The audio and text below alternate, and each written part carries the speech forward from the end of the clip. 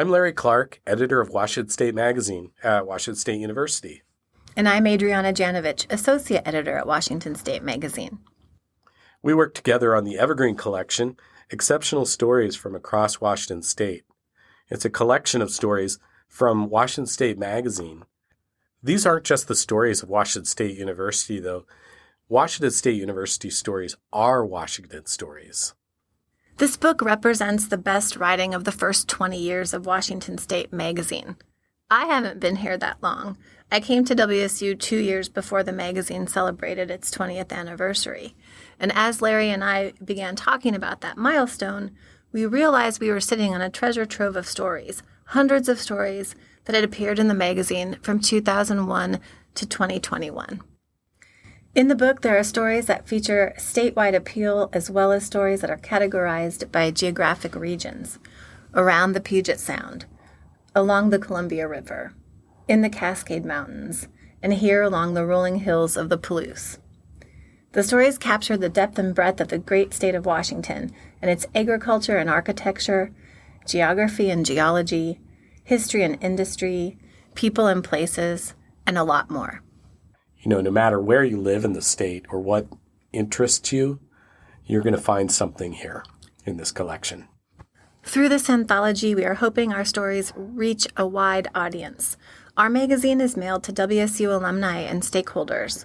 All of the stories in it, and in this book, feature ties to WSU. They show the reach and impact WSU has had on the state and beyond. But anyone who lives or has an interest in Washington State, whether or not they are Cougs, will enjoy this collection. Absolutely. One of the great things is we also have had wonderful writers over the years who have contributed to the magazine and are represented in this book. And they have a way of capturing those stories, those voices, and describing the state that we all, frankly, love. I'm going to read a piece from the introduction of the book that will tell a little bit about the types of stories that we're looking at here. Ancient and recent cataclysms, massive redirection of water into irrigation, migrations of people, and the construction of signature buildings and even nuclear reactors, all are woven into the tapestry of this place we call Washington. Tim Sturry, the founding editor of the magazine, and other contributors bring those stories to life. Some of the chapters span the entire state. Others concentrate on the rain-soaked coast, shady forests, sharp-edged mountains, powerful rivers, bountiful fields of crops, basalt-lined scablands, and unique cities. While you're on this journey, you'll meet people who call this state home and enlighten us with their history, perspective, and talents. No one has longer history or perspective than the native people who came to this region thousands of years ago. Their stories in this collection, like the rediscovered village of Ozette on the Olympic Peninsula, or the life of Chief Kamiakin on the Central Plateau, tell but a fraction of the long history of indigenous people in this part of the world. Many other people you'll meet in this collection will fascinate and amuse you. Here you'll be introduced to gardeners, architects, winemakers, orchardists, biologists, poets, cheesemakers, mountaineers, even a man who gave away mountains. Speaking of cheese, no survey of Washington State is complete without food. Cougar Gold's signature sharp cheddar flavor, in a can no less, may have originated in a WSU lab during World War II, but you could find fans all over the state and the country. So many foods hail from Washington, and whether they're made, grown, or caught, they tantalize our senses. Rainier cherries, with their golden pink hue, offer culinary and visual delight. We have trout, salmon, onions, potatoes, so much local food to savor. In fact, Adriana, one of those stories was written by you about Rainier cherries. And it's a wonderful piece. Could you read a little bit of that? Yeah, one of the things I love so much about working at Washington State Magazine is the chance to still get to do some food writing. Before I joined the staff here, I was the food editor at the Spokesman Review in Spokane. And in every issue since I got here in 2019, I've written our in-season feature spotlighting a seasonal ingredient. And a few of those pieces are in this collection, including Rainier cherries, which I will read now. Their skin is thin and sensitive. They're easily bruised. and their season, 6 to 7 weeks if we're lucky, is more fleeting than summer itself. That short harvest time and extreme susceptibility to wind and rain and temperatures either too hot or too cold are just a couple of reasons why Rainier cherries are so special.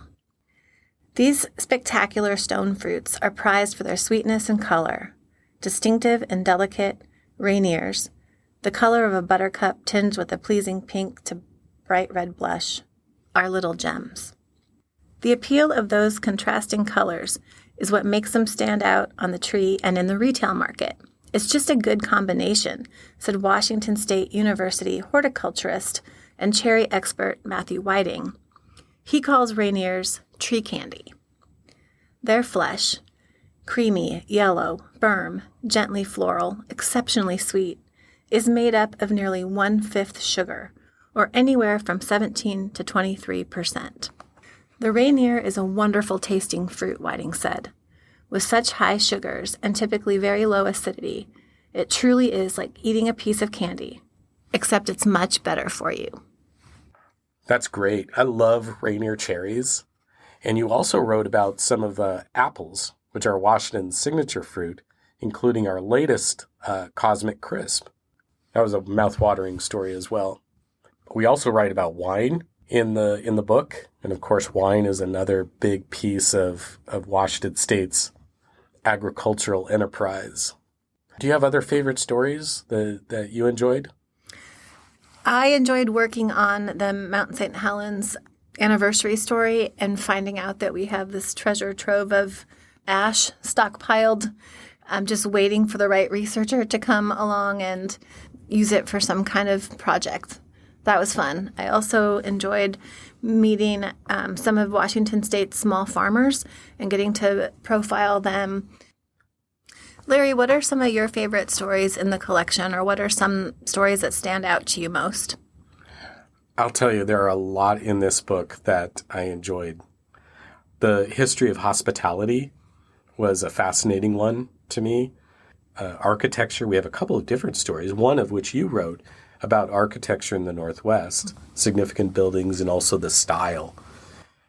One is the Man Who Gave Away Mountains, which is more of a historical piece, but it really is about an eccentric character who bought and gave away mountains to create state parks.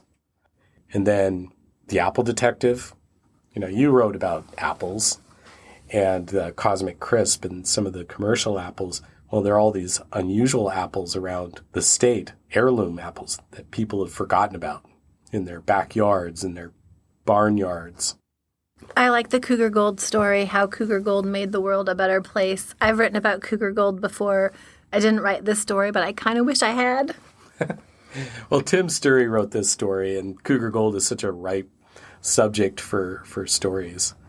For sure, that one jumps out too. The other cool thing I think about this book is that it talks about the history of the state, some of these signature events that we've had, like Mount St. Helens, and also, big issues that are affecting the state, like Hanford and the cleanup there, and what are we going to do about that? Or soil. We have a lot of agriculture in the state, and there are some important issues to consider around soil. And for readers of this book, they're gonna find all of that. It was quite a process putting it together, though, wasn't it? Yeah. It took much longer than I thought, but it was a lot of fun. One of the things that was so hard about putting it together was just narrowing down the amount of stories that we initially wanted to include. We had a spreadsheet that was twice as long as what ended up being in the book. So I already think we need to do a volume 2. Well, we definitely have a lot. When you have 2 decades of stories in the magazine, a lot of them still relevant, still pertinent, and very interesting. We definitely had a tough time culling it down to exactly what's in here. And one other aspect of the book that I'll mention is that it has beautiful photos. As a magazine over the years, we've displayed photos that show the absolute grandeur of the state. This book has a selection of them with each section that really capture that feeling and that imagery. I think our magazine looks beautiful. I love the covers. I think the content is compelling and touches all areas of the state. As much as I would like to think that people save every issue of Washington State Magazine, and maybe some people do, more often than not, I think they end up probably being recycled at some point. And it was really important for me when we were approaching our 20th anniversary to think about collecting these stories in a more permanent way and presenting them in a more permanent way that would stay on people's shelves a lot longer. Oh, I agree with that. This does pull it all together and gives them something that they can keep and also give as a gift. For people who haven't seen the book yet or they're interested in reading these stories, the book is available through WSU Press. Our colleagues there helped us put the book together, and it's for sale at wsupress.wsu.edu. And that link will be in the show notes, too. Thanks for listening to our Washington State Magazine podcast. If you want to hear more stories from Washington State University, visit magazine.wsu.edu or follow the podcast on Spotify, Apple Podcasts, or wherever you listen. Our music is by WSU Emeritus Music Professor and Composer Greg Yazovitsky.